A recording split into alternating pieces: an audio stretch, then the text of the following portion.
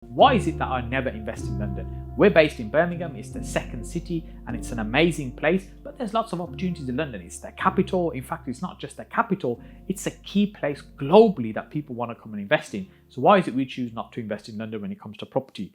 Well, the reason for that is because I believe it's important that we invest in where we're based. We understand the location, the environment.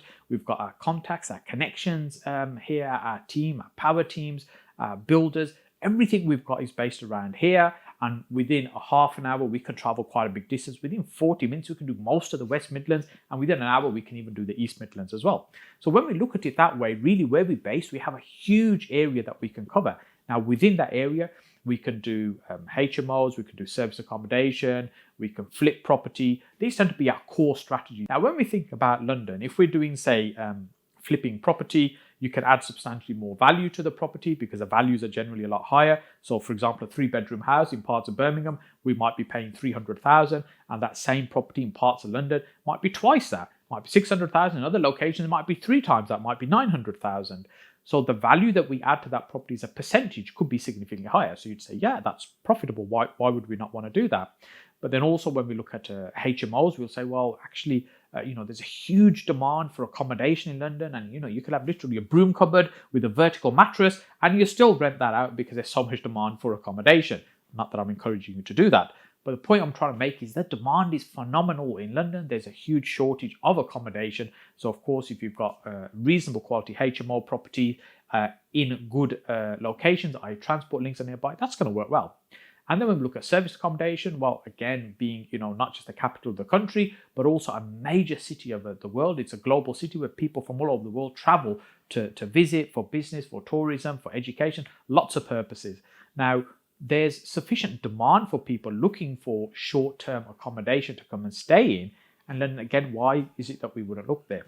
Well, this really, again, comes back down to how much money we're going to invest ultimately for the return that we're going to get.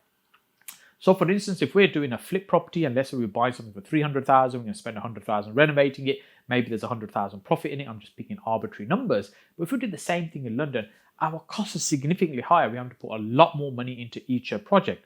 I'd rather do several projects with a pot of cash rather than all that money in that one project, because it means we're spreading our risk as well, rather than in one place.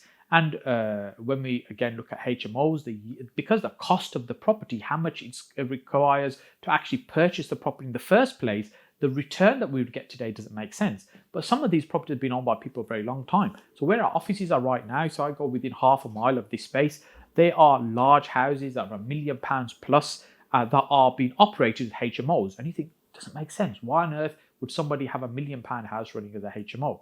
And that's because when it was originally acquired, that might have been, 20, 30 years ago even, at that point, they might have maybe not even paid £100,000 for that house. And that was the right time to turn that into multiple units, a HMO, for instance.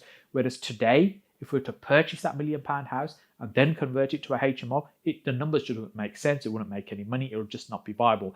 And that's the way it is for us in London. Again, I'm not saying it doesn't work in London, but it isn't attractive for us to want to go and do this in London.